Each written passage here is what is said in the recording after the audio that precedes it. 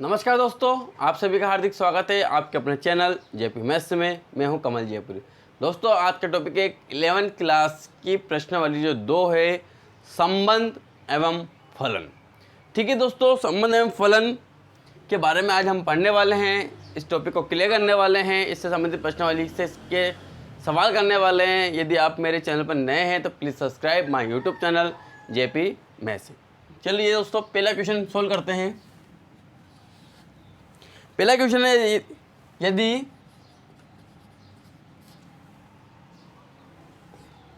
x बटे 3 plus 1 coma y minus 2 बटे 3 बराबर में दे रखा दोस्तों 5 बटे 3 कोमा 1 बटे 3 हो तो x और y का मान ज्ञात करना है। ठीक है दोस्तों, किसका मान ज्ञात करना? हमें x और y का मान ज्ञात करना। अब x और y का मान कैसे ज्ञात करते हैं? संबंध एवं फलन के द्वारा हम x और y का मान ज्ञात करेंगे। बहुत आसान तरीके से दोस्तों, आप पूरी वीडियो जरूर देखिएगा ताकि आपकी प्रश्नावली 2.1 पूरी तरीके से क्लियर हो सके। ठीक है दोस्तों, सबसे पहले देखिए, हमें जो चीज़ दे रखी है उसको लिखते हैं। हमें क्या दे रखा है? x बटे 3 प्लस 1 कोमा y माइनस 2 बटे 3 हमें बराबर में दे रखा है 5 बटे 3 कोमा 1 बटे 3 दे रखा है। ठीक है, हमें ये चीज़ दे रखी है, ये स्मॉल y है दोस्तों। यहाँ भी हमें स्मॉल y ही याद करना है। ठीक है, अब यहाँ देखिए, सबसे पहले हमें क्या चीज़ देखनी है कि आगे वाले के बराबर रहेगा। संबंध और फलन हमें इसी प्रकार से निकालने हैं, और पीछे वाले के बराबर रहेगा। तो मैं एक यहाँ लाइन खींच देता हूँ ताकि दोनों को अलग अलग कर सकूँ। आगे वाला क्या है दोस्तों? x बटे 3 प्लस 1 बराबर हमें करना है किसके? आगे वाले के, यानी 5 बटे 3 के। इसी प्रकार y माइनस 2 बटे 3 बराबर करना है किसके? पीछे वाले के 1 बटे 3। बहुत आसान तरीके से दोस्तों, कठिन नहीं है। हमें सिर्फ और सिर्फ यही फोकस रखना है ताकि हम इसको आसानी से कर सकें। ठीक है दोस्तों, अब यहाँ देखिए, हमें x का मान यहाँ से ज्ञात होगा और y का मान यहाँ से ज्ञात होगा। x के मान को ज्ञात करने के लिए x के मान को अलग रखना पड़ता है। तो सबसे पहले 1 को कहाँ भेजेंगे? हम उधर भेजेंगे। तो ये होगा x बटे 3 बराबर 5 बटे 3। 1 को मैं इधर भेज रहा हूँ तो माइनस का 1 होगा, नहीं होगा दोस्तों। यहाँ मैं एलसीएम लूँगा। क्या लूँगा? मैं एलसीएम ले रहा हूँ, तो यानी कि x बटे 3 बराबर एलसीएम लिया मैंने तो 3 आया, 5 माइनस 3 हो जाएगा दोस्तों। तो x बटे 3 बराबर 2 बटे 3 और 3 से 3 कैंसिल, तो दोस्तों x बराबर कितना आया? 2। हमें प्राप्त हो गया x का मान। इसी प्रकार से हम y का मान प्राप्त करेंगे। y बराबर इस माइनस 2 बटे 3 को उधर भेजेंगे तो 1 बटे 3 माइनस का उधर जाएगा तो प्लस का हो जाएगा दोस्तों। 2 बटे 3 कॉमन आएगा, यानी एलसीएम लेंगे 3 तो ऊपर इसके से बच जाएगा 1 प्लस 2, यानी कि ये हो जाएगा 3 प्लस 3 1। तो यानी कि y का मान आ गया दोस्तों 1। तो हमें x और y का मान प्राप्त हो चुका है। बहुत आसान है दोस्तों, कठिन नहीं है। जो आपने 10th क्लास पास करके 11th में आए हैं, फिर तो आपको बहुत बहुत शुभकामनाएं। और आप यदि गणित पढ़ रहे हैं तो अब लगन से पढ़िए। बहुत आसान है, कठिन नहीं है। लेकिन हमें यदि पढ़ना ही है तो अभी से ही तैयारी करना चालू कर दीजिए। ठीक है दोस्तों, पहला क्वेश्चन कंप्लीट हो चुका है। दूसरा क्वेश्चन आपके सामने।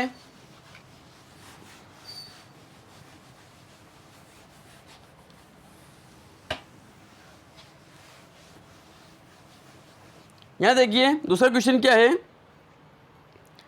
यदि समुच्चय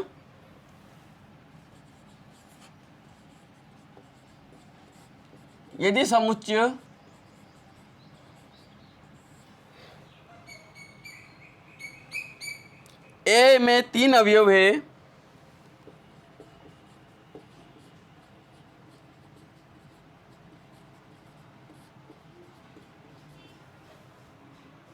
तो समुच्चय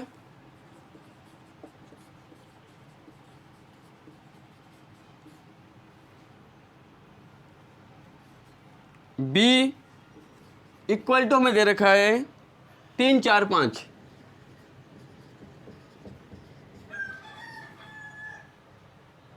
हो तो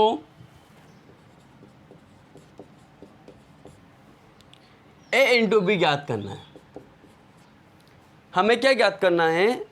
ए इंटू बी। बहुत आसान है दोस्तों, एक लाइन का उत्तर है, सिर्फ एक लाइन का उत्तर है, हमें एक लाइन में उत्तर देना है। हमें क्या दे रखा है कि ए में कितना अवयव है? 3 अवयव है, तो ए में कितना अवयव दे रखा है? 3। समझिए बी में कितना अवयव है? 1 2 3, तो बी में भी कितना दे रखा है? 3। ठीक है, हमें क्या करना है? क्रॉस मल्टीप्लाई ए इंटू बी करना है, तो यानी कि 3 इंटू 3 बराबर कितना होगा? 9। कुल कितने अवयव आएंगे? ए इंटू बी कितना आएगा? 9 आएंगे।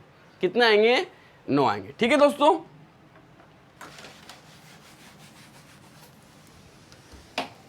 अगला क्वेश्चन है,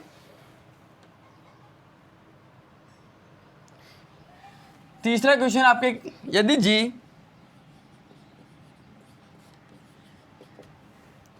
जी आपके दे रखा है 7,8 और एच दे रखा है 5 4 2,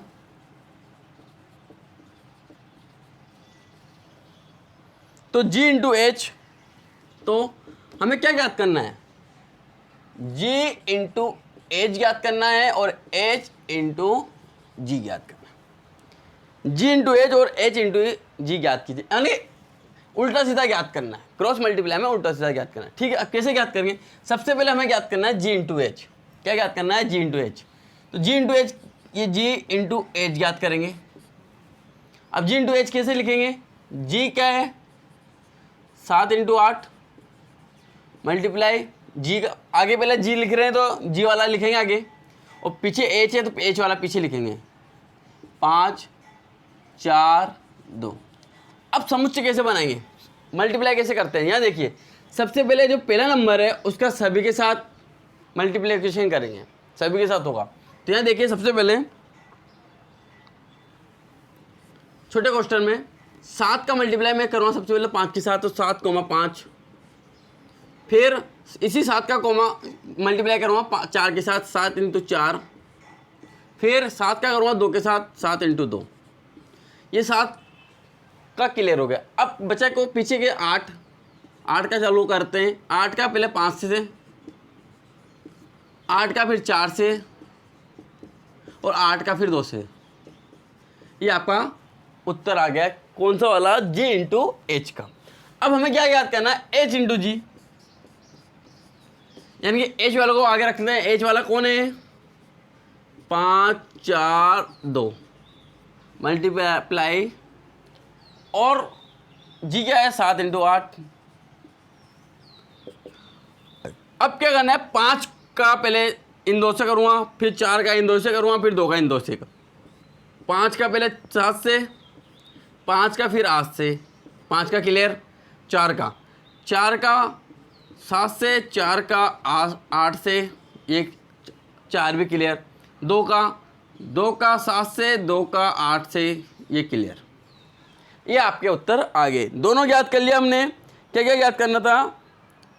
एक ज्ञात करना जी इंटू एच, एक ज्ञात करना था एच इंटू जी, जो कि आपके सामने आ चुका है। इतनी ज़्यादा कोई कठिन नहीं है, आसान है, सिर्फ हमें समझना है कि मल्टीप्लाई कैसे करेंगे। ठीक है, गलतियाँ इसी में होती है, जो कि आपको समझना यही चीज़ है। ठीक है, अगला क्वेश्चन है दोस्तों,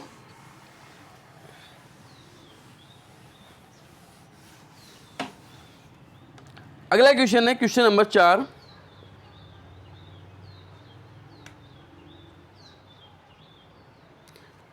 क्वेश्चन नंबर 4 क्या है कि बताइए कि निम्नलिखित कथनों में से प्रत्येक सत्य और असत्य है। यदि कथन असत्य हैं तो दिए गए कथन को सही बताकर लिखिए। मतलब यदि आपको 2 क्वेश्चन दे रखा है, क्वेश्चन कितने दे रखे हैं आपको? 3। पहला क्वेश्चन क्या है इसमें? मतलब चौथे में 3 क्वेश्चन है। ठीक है, पहला क्वेश्चन क्या है? हमें कुछ चीज़ दे रखी है, सत्य और असत्य की पहचान करनी है। यदि हमें प्रश्न में असत्य क्वेश्चन दे रखा है तो उसको सत्य लिखना है, सही लिखना है। ठीक है ना, गलत क्या है उसका और सही क्या आना चाहिए वो चीज़ लिखनी है। तो यहाँ देखिए, सबसे पहले यदि P इक्वल टू mn और Q इक्वल टू 2m फिर nm,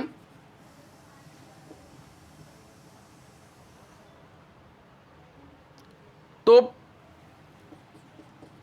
P multiply Q equal to mn और nm, mn और nm। ठीक है दोस्तों, मतलब क्वेश्चन हमें सत्य और असत्य की पहचान करनी है, कौन सत्य है कौन असत्य है। यदि क्वेश्चन में ये चीज़ गलत दे रखी है तो इसको सही तरीके से हमें लिखना है। हमें दे रखा है P दे रखा है, Q दे रखा है, और यहाँ दे देगा P इंटू क्यू का मल्टीप्लाई ये आना चाहिए। ये इन्होंने किताब वालों ने दे रखा है कि ये है, हमारी तरफ से तो ये दे रखा है। अब आप पहचान कीजिए कि ये सत्य है या असत्य है।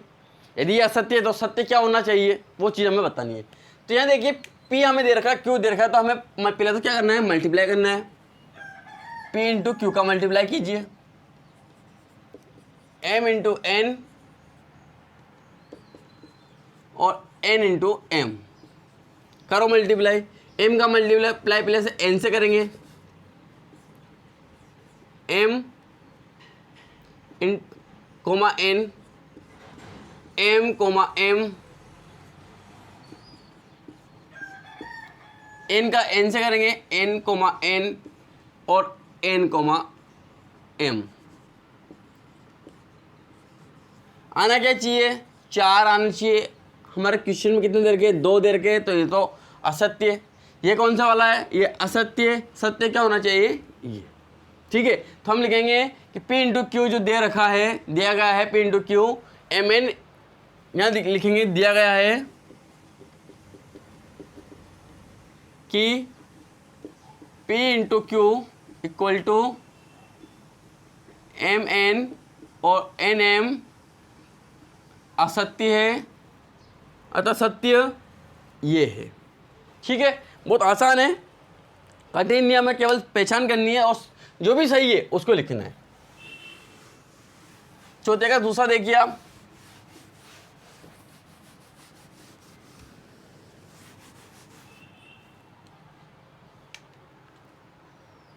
चौथे का दूसरा है दोस्तों कि यदि A और B अरिक्त समुच्चय, रिक्त नहीं है, अरिक्त है, मतलब कुछ ना कुछ है, समुच्चय में कुछ ना कुछ अवयव है।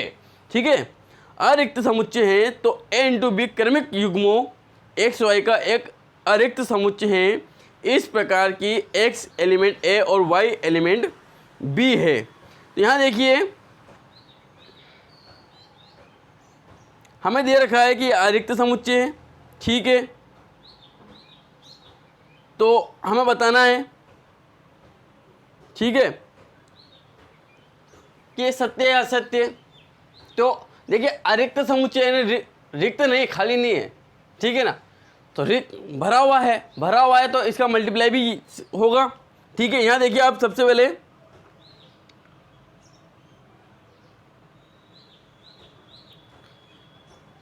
ये जो दे रखा है दूसरा वाला चौथे का जो सत्य है, सत्य के साथ क्या दे रखा है, क्योंकि A इंटू जो बी है क्रमिक युग्म एक्स वाई का एक अरिक्त समुच्चय है। क्या दे रखा है, A इंटू जो बी है क्रमिक युग्म है,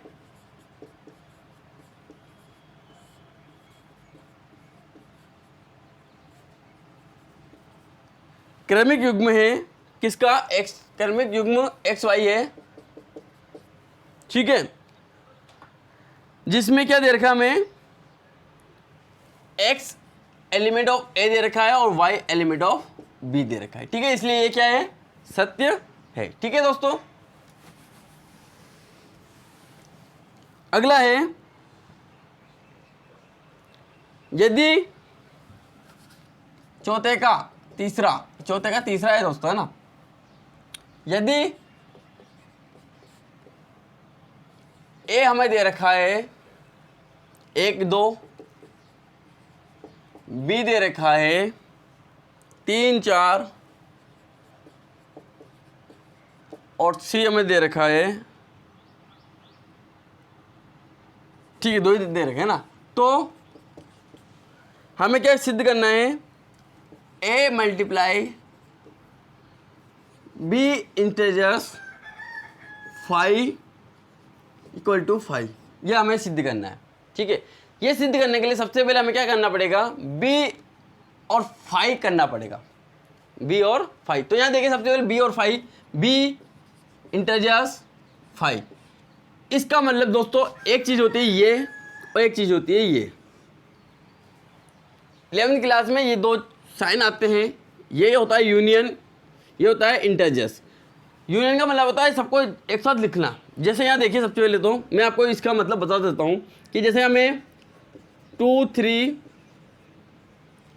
4, 7 दे रखा है, ठीक है, अलग अलग दे रखा है, तो हमें यूनियन क्या कहता है कि इनको सबको एक साथ लिखिए, 2, 3, 4, 7। या आपको 2 बार 3 दे रखा है तो आप 2 बार 3 यहाँ लिखिए, मतलब सबको एक साथ लिखना है। इंटरजर्स क्या कहता है कि यदि आपको 4, 7, 6, 4, 5, 3 ये चीज़ दे रखी है, तो आपको क्या लिखना है, सबसे पहले कॉमन जो है उसको एक ही बार लिखना है। कॉमन निकालना मतलब क्या निकालना है, कॉमन क्या है इसमें, जो चीज़ कॉमन होगी वो आएगी इंटरजर्स में। ठीक है, क्लियर। साइन का मतलब याद होना चाहिए ताकि हम 11वीं क्लास में आसानी से इन सवालों को कर सके। और 5 का मतलब आपको पता है रिक्त। 5 का मतलब होता है, इस साइन का मतलब होता है रिक्त, मतलब समुच्चय खाली है, समुच्चय में कुछ भी नहीं है, कोई भी अवयव नहीं है। ठीक है ना। जब यहाँ हमें दे रखा बी का मतलब है 3, 4 इंटरजर्स 5। अब 5 है तो खाली रिक्त है, खाली रिक्त है तो कॉमन तो कुछ आएगा नहीं, कॉमन कुछ नहीं आएगा, तो ये भी क्या आ जाएगा, रिक्त आ जाएगा, यानी कि ए इंटरजर्स 5 क्या आएगा, 5 आएगा। और जब यहाँ 5 आ गया, इसकी जगह क्या आ गया, 5 आ गया, तो ए मल्टीप्लाई 5 क्या होगा, 5 होगा। ठीक है, आगे आंसर हमारा 5 आ गया। क्लियर।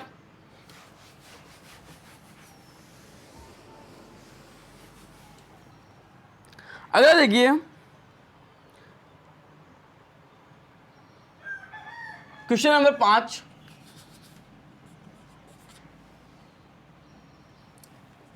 एक -1 1 हो तो ए मल्टीप्लाई ए। ये इंपॉर्टेंट क्वेश्चन है, बहुत अच्छा क्वेश्चन है, आ सकता है, ऐसे क्वेश्चन आ सकते हैं एग्जाम में। ए हमें दे दिया तो बताओ कि ए इंटू ए क्या होगा। सबसे पहले तो हमें दो चीज़ निकालनी पड़ती है, ए इंटू ए निकालना पड़ेगा। ठीक है, तो यहाँ देखिए ए इंटू ए कैसे निकालेंगे, ए इंटू ए निकालेंगे तो -1, मल्टीप्लाई -1, करो उसका। -1 से 1 करेंगे तो -1 का 1 से करेंगे तो -1 -1 हो गया, -1 का इन दोनों से हो गया। अब 1 का करेंगे, 1 का -1 और 1 का 1 से। अब a इंटू ए तो आ गया, अब हमें क्या करना, a इंटू ए, यानी कि जो a है -1 इसका मल्टीप्लाई किसके साथ करना है, इन सब के साथ करना है। -1 -1 करो। कैसे करेंगे, सबसे पहले हमें करना कुछ नहीं है, इस -1 को सबके आगे आगे लगा दो। जैसे इस -1 को इनके आगे लगा दिया मैंने, -1 इस -1 को इसके दूसरे वाले कोष्ठक के भी आगे भी लगाओ, यहाँ भी -1 और 1। इस -1 को इसके आगे लगाओ, -1 इस -1 को इनके आगे लगाओ, -1 अब 1 का वाला करो, 1 को इन सबके आगे लगा दो, 1 -1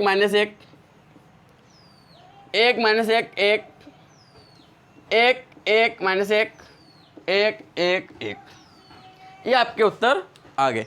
आपको यदि मेरी वीडियो अच्छी लगी है तो please subscribe my YouTube channel JP math. और दोस्तों अभी से जुड़ जाइए मेरे इस यूट्यूब चैनल से, जहां मिलेगी आपको प्रत्येक टॉपिक पर एक ऐसी वीडियो जो आपके ज्ञान को बढ़ा सके। दोस्तों ऑफलाइन कोचिंग भी चालू हो चुकी है हाउसिंग बोर्ड कॉलोनी सुनेल में। यदि आप ऑफलाइन कोचिंग लेना चाहते हैं 8 से 10 तक, 11 तक, 12 तक की कोचिंग लेना चाहते हैं तो आज ही अपनी सीट बुक कर लीजिए। Thank you and thank you very much.